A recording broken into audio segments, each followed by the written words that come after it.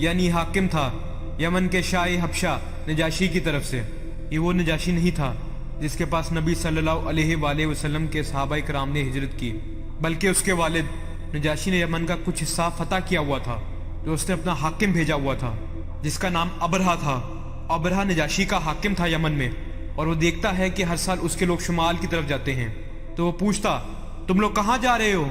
लोग कहते, हम हज पे जा रहे हैं, हम हज पे जा रहे हैं। वो कहता, क्यों, वहाँ क्या है? लोग कहते, वहाँ अल्लाह का घर काबा है। तो वो कहता, मैं तुम्हारे लिए घर बनाऊंगा जो तुम्हारे घर काबा से कहीं ज्यादा बेहतर होगा, और तुम्हें हज के लिए यहीं आना होगा।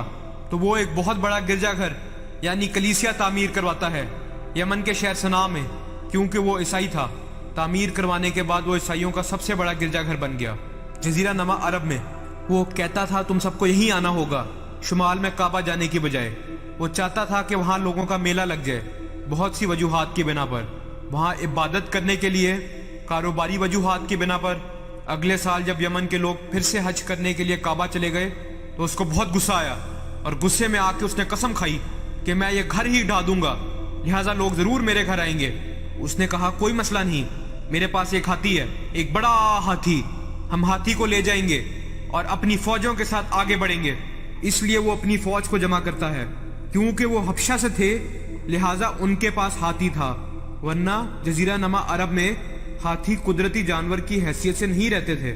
लेकिन क्योंकि वो अफ्रीका से थे लिहाजा उसके पास एक हाथी था, और वो हाथी को जंग की तरबियत देने से वाकिफ थे। और जब वो काबा की तरफ रवाना हुआ अपनी फौज के साथ, जिसमें कुछ कहते हैं तकरीबन 8 हाथी थे और कुछ कहते हैं तकरीबन 20 हाथी थे। बेशतर रवायात कहती हैं वहां सिर्फ एक बड़ा हाथी था, बाकी आम ऊंट वगैरह थे।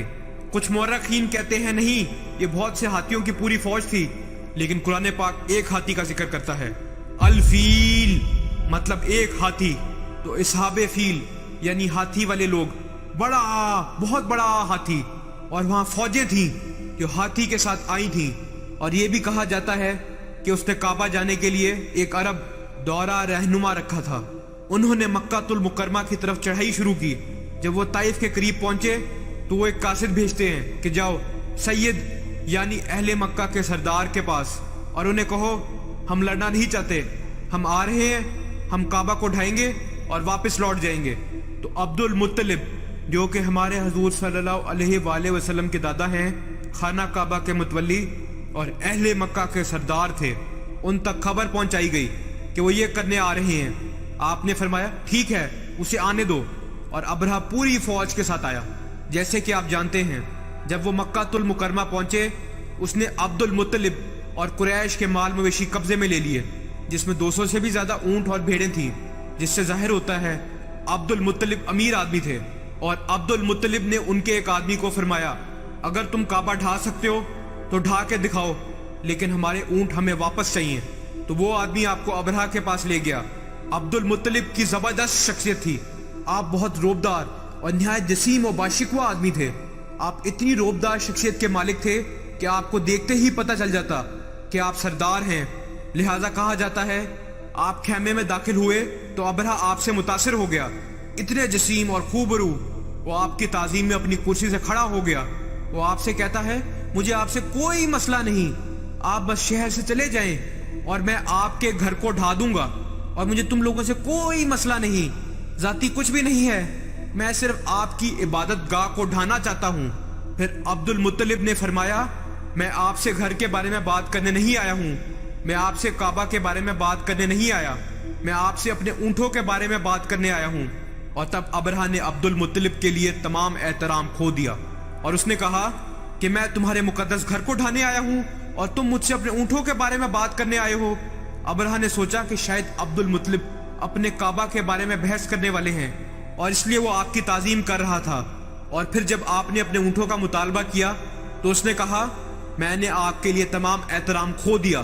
फिर अब्दुल मुत्तलिब ने जबरदस्त जवाब दिया जो दिल से सुनने वाला है। अब्दुल मुत्तलिब ने फरमाया, काबे के एक मालिक हैं जो इसकी हिफाजत फरमाएंगे और ऊंटों का मालिक मैं हूं, तो उनकी हिफाजत का जिम्मा मेरा है।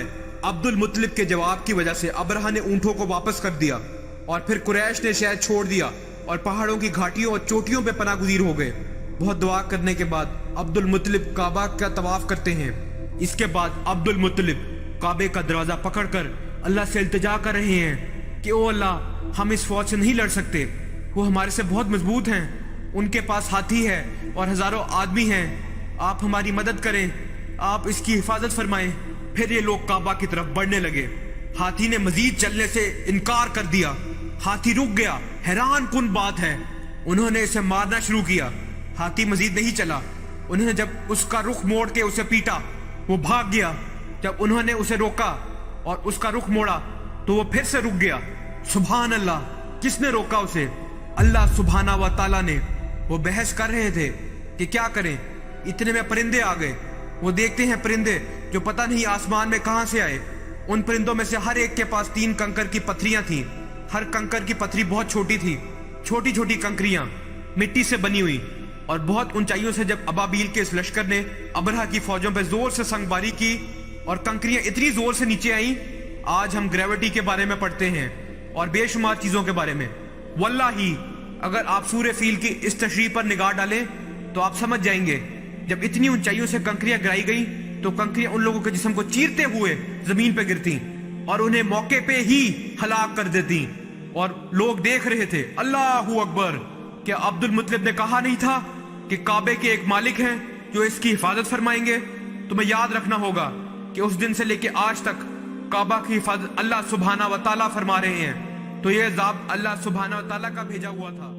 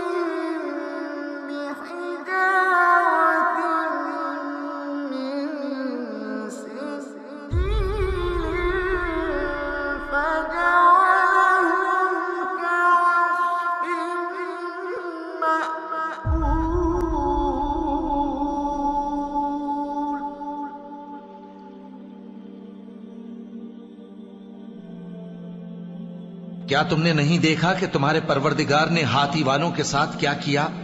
क्या उसने उनका दांव गलत नहीं किया? और उसने उन पर झुंड के झुंड परिंदे छोड़ दिए जो उन पर खंगर की पत्थरियां फेंकते थे, तो उसने उनको ऐसा कर दिया जैसे खाया हुआ भुस।